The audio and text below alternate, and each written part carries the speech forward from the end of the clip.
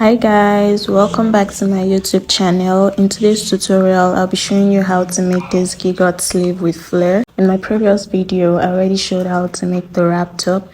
So if this is something you're interested in, you definitely want to stick around. If you're new here, you're highly welcome. Thanks for joining. Alright, let's get started. We're going to be starting with the puffy part of the sleeve first. So for that, you can see that I have my fabric on fold, which is what you're going to do first. And I'm going to be using the top part of the fabric as my starting line. Okay, the width of this is whatever comes to mind. If you want it extremely full, you can do so. Fold it as wide as that. And if you have enough fabric for that. But my fabric is not going to be, it's not even going to be as full as the lady that I am recreating from. So as long as you get the idea of what needs to be done, you can just follow the process and put your preference in place. Okay, so for the length as well, I'm marking the length where the puff sleeve is going to end, just as you can see. So you measure from your shoulder to where you want it to end. It could be your elbow, it could be 2 inches above the elbow. Mine is 2 inches above the elbow. Okay, next I'm going to be marking 5 inches, which is going to be the sleeve cap. Afterwards, I'm going to make a slant line from the edge to the folded part of the fabric. So the line that you see here just signifies the end of my folded fabric, and the width I'm using, just in case you would want to know, is 15 inches. I told you earlier on that I do not have enough fabric, so I'm making do with what I have.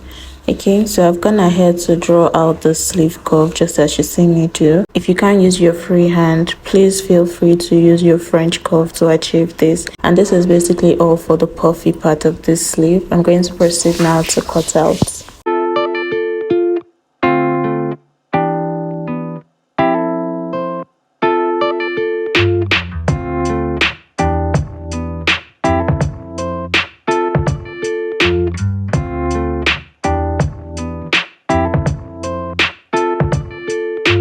Now let's move on to the pencil part of the sleeve. For this, you're going to place your fabric on fold as well and mark out the sleeve length. The sleeve length is from where the puffy sleeve stops to where you want the pencil sleeve to stop, just right before the flare. Okay, so that's what I'm marking out, and you could see that the top of the fabric is the starting line. On that point, I'm going to mark the round circumference of that particular point, which is where the puffy sleeve also stops, and you divide it by 2, which is what I am going to mark out now. I told you initially that the puffy sleeve did not get to the elbow, and if you want yours to get to the elbow, that's fine. All you have to do is take the round circumference of the elbow and you mark it, which means you don't need to come down by 2 inches like I'm doing right now, because the pencil sleeve for mine started 2 inches above the elbow, which is what I'm marking. And on that point, I'm also going to mark the round circumference of my elbow divided by 2, and also on the sleeve length, I'm also going to mark the round circumference divided by 2 as well, and connect all the points. That is all for the pencil part of the sleeve. After I'm done connecting the points, I'm going to proceed to cut out.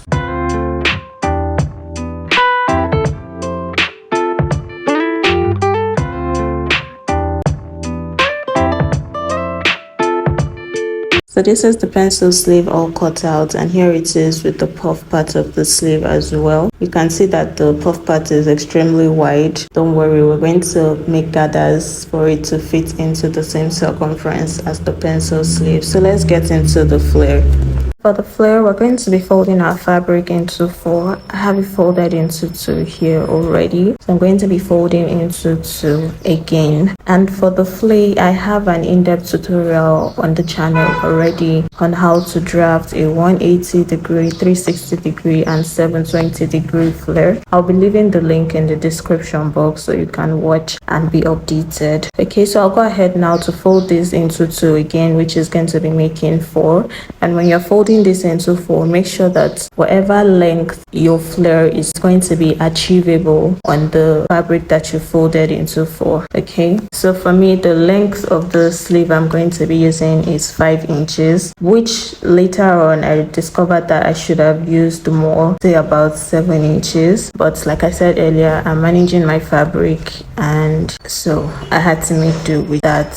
I didn't have enough. It looks like there's a lot on this table, but they are just mainly pieces to it. Okay. So now for this, to cut out the radius of the flare, we are going to be dividing the circumference by 6.8. That is the circumference of the point where the flare is going to start from, which is where the pencil sleeve stops. So you're going to measure the circumference of that point and you're going to divide it by 6.28. And I have about 1.27, which I am going to mark round. So you're going to watch closely at how I'm going to mark it. We're going to mark it forming a circle. After I was done marking, I proceeded to connect the marked points. So you see that we have sort of a circle here. Now the next thing to do is mark out the sleeve length for the flare, and I'm going to mark it starting from the radius that we just drew out, and I'm going to mark it all the way around. Like I said, I'm using 5 inches for this, so whatever your sleeve length is for the flare, that is what you're going to mark. So you can see where my tape starts from, and that is what you do, and you mark all around. After marking, I'm going to connect the points and proceed to cut out.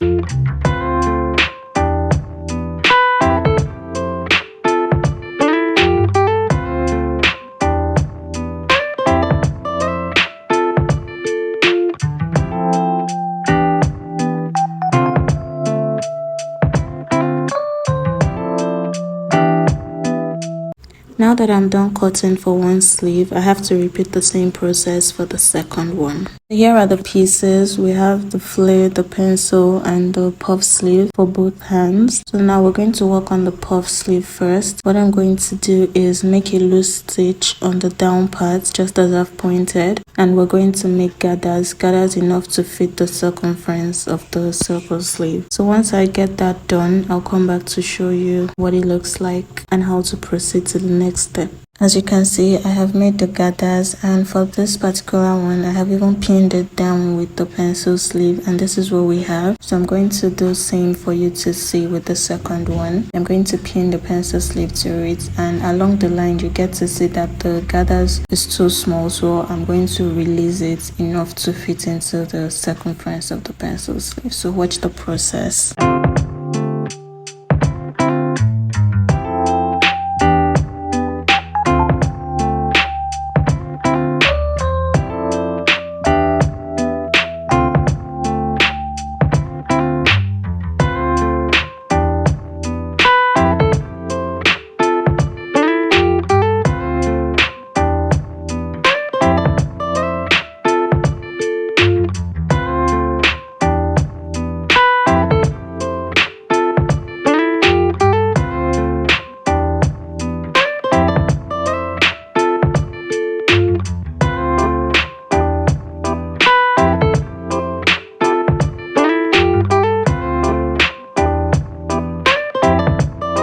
Now I'm going to take this to my machine and stitch down with 1/2 inch, and for the flare I'm going to be using my bias to turn the hem. You can decide to use your lining if that's what you want, is also fine. So I'm going to go ahead to do all of this now and come back to show you what next. So here it is. I have turned the flare with my bias as I said earlier. I've also gone ahead to attach one of the sleeves together, so this is what the outcome is. So I'm going to use the second one to explain to you how we arrived at this. So for this, you can see that we've already stitched the puffy part and the pencil together. Now what we're going to do is turn this to the wrong side and close it up and stitch down the sides with the 1/2 inch sewing allowance that was added, or whatever sewing allowance you added while you were cutting. You're going to use that to close this up. Afterwards, you give this a good iron and turn it back to the right side, just the way I am demonstrating. So we are assuming that we've stitched this down and we're turning it to the right side, and you're going to wear the flare into the pencil sleeve just the way you've seen me do it here, and you hold it down with your pin, and all you have to do is stitch round with 1/2 inch and your sleeve is ready. So I'm going to go get this done, and The next thing to do after this is to attach the sleeve to the bodice. Okay, and to do that, remember that the armhole is way wider than what we have on the main bodice. And I said earlier that we're going to make small plates in order for it to fit into the armhole of the bodice. So that's what I'm going to do, and I'm going to attach the sleeves, and you get to see the final result on me, which you've probably seen before, but I mean, it won't hurt nobody, right? Alright, so let me get this done, and this brings us to the end of today's tutorial. So here it is, nicely attached to the main bodice. I'm sure you all will agree with me that this top is really cute. Mind you, you're not subjected to using the measurements that I used for this tutorial. If you have enough fabric to make this fuller and longer, please feel free. All you just need to do is follow the process in order to achieve the same result. That's all for today. Thank you guys for watching. Please do not forget to like, share, comment, and subscribe. If you have any questions, please feel free to drop it in the comment section. I'll be more than happy to respond to that. Until next time, this is goodbye from me.